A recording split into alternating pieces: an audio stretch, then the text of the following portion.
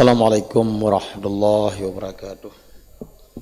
Hamda wa syukurillah, salatan wa salaman ala rasulillah wa ala alihi wa sahbihi wa mawalah. Sedang jamaah maghrib ini dimuliakan Allah subhanahu wa ta'ala.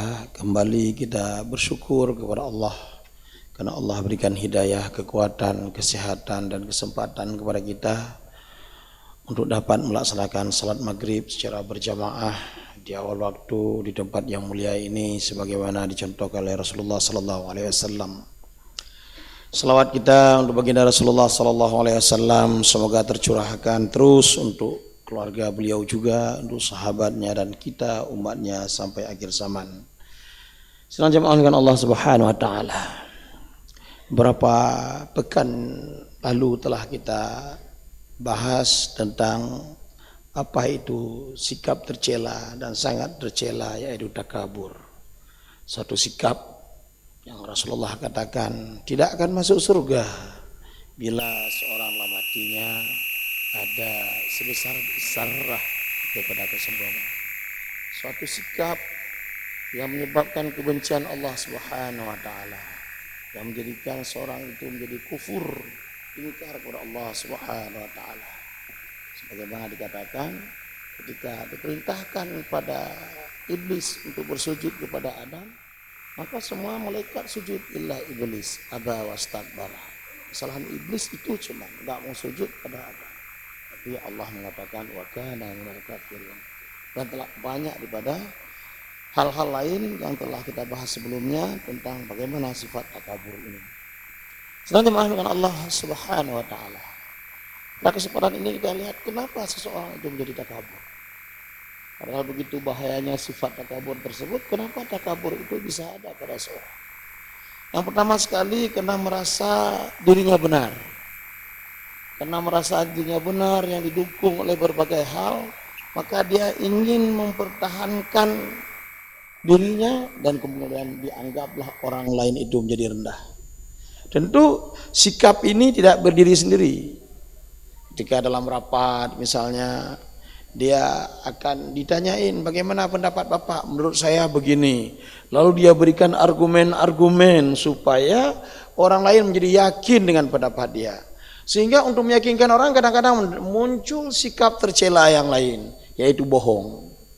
Nah, ketika seperti itu sudah selesai dia, maka muncul hal lain lagi kenapa orang menjadi takabur, supaya dipuji orang.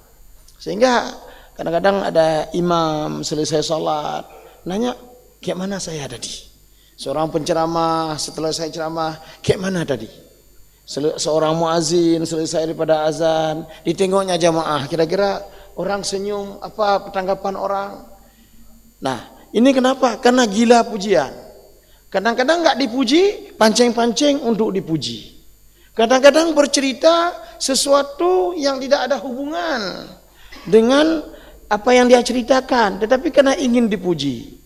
Misalnya dia membeli mobil baru, mobil itu di garasi, maka dia akan menceritakan datang ayam itu terbang sampai ke dalam garasi rumah saya, pada naik ke atas mobil, padahal mobil baru dibeli. Ini untuk dia ceritakan, yang sebenarnya bukan ayam yang ingin diceritakan, tetapi dia mau ceritakan saya punya mobil baru. Ini adalah penyakit daripada penyakit takabur, penyakit ingin menyombongkan diri. Kemudian sedang jamaah dengan Allah Subhanahu wa taala. Penyebab takabur ini karena merasa lebih. Kemarin telah kita lihat, lebih karena harta, lebih karena ilmu, lebih karena ketampanan, lebih karena banyak kerabat.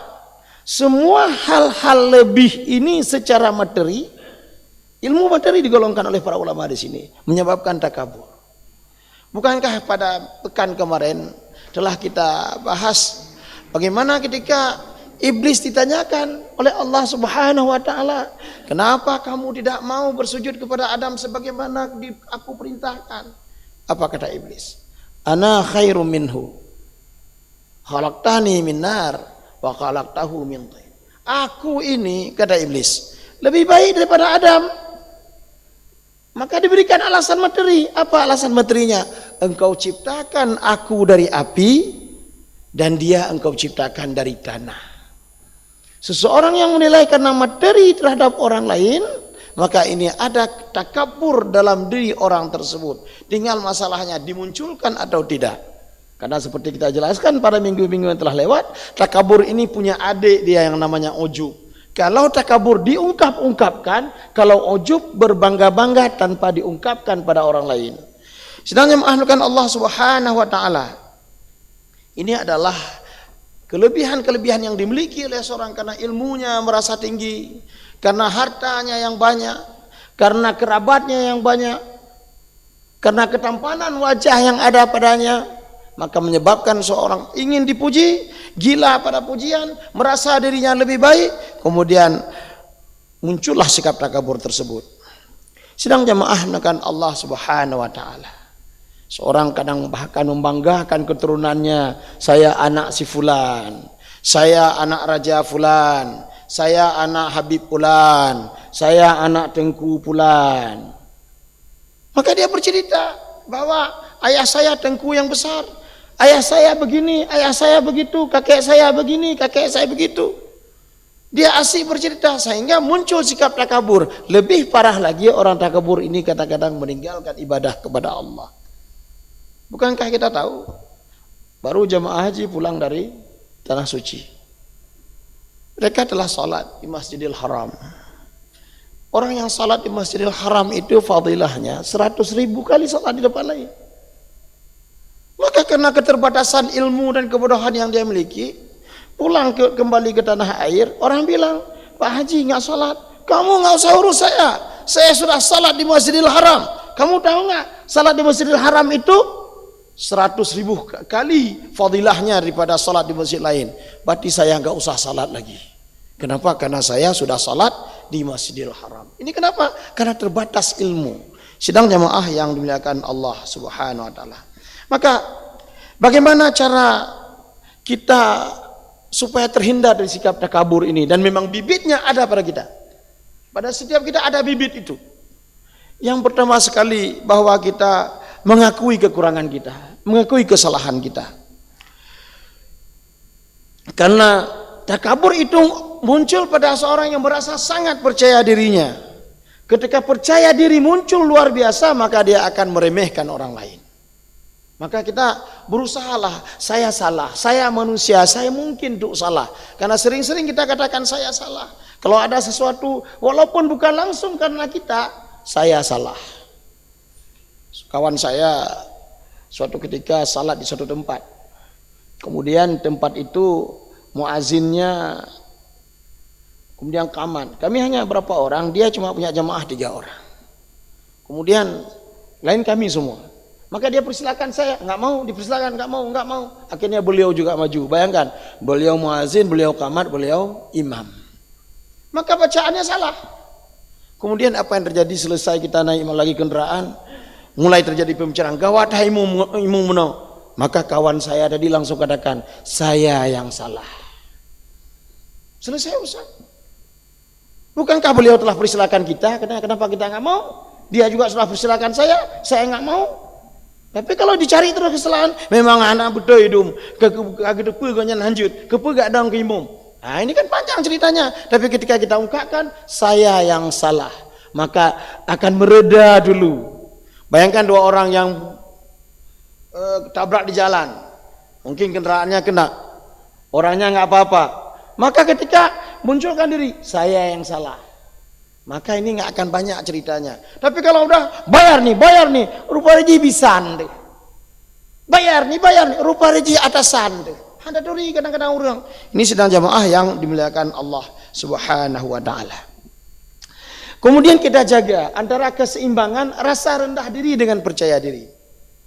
Sombong ini lawannya rendah diri.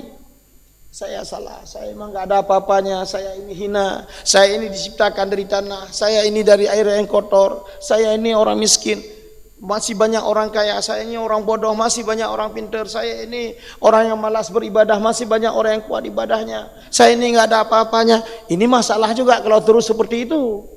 Maka kita seimbangkanlah antara rasa percaya diri dengan rasa rendah diri. Karena menyeimbangkan ini penting untuk memotivasi kita beribadah kepada Allah Subhanahu wa taala. Sikap terakhir yang perlu kita jaga supaya sombong atau takabur ini nggak ada. Kita bersimpati dengan masalah orang dan melahirkan sikap empati. Kita peduli dengan masalah-masalah orang sehingga kita merasakan juga bahwa nikmat Allah yang diturunkan kepada kita begitu banyak. Sebagai penutup dari pembahasan bab takabur ini, Allah Subhanahu wa taala berfirman dalam surat Luqman, wala tusa'ir khaddaka lin-nasi wala tamshi fil ardi maraha innallaha la yuhibbu kulla mukhtalin fakhur. Dan janganlah kamu memalingkan wajah dari manusia karena sombong, dan janganlah berjalan di muka bumi dengan angkuh. Sesungguhnya Allah Subhanahu wa taala tidak menyukai orang-orang yang sombong dan orang-orang yang membanggakan diri. Semoga Allah Subhanahu wa taala menyelamatkan kita dari sikap yang sangat berbahaya ini sehingga menggerogoti keimanan, bahkan bisa menjuruskan kita kepada kekafiran. Subhanakallahumma wa bihamdika asyhadu an la ilaha illa anta astaghfiruka wa atubu ilaik. Assalamualaikum warahmatullahi wabarakatuh.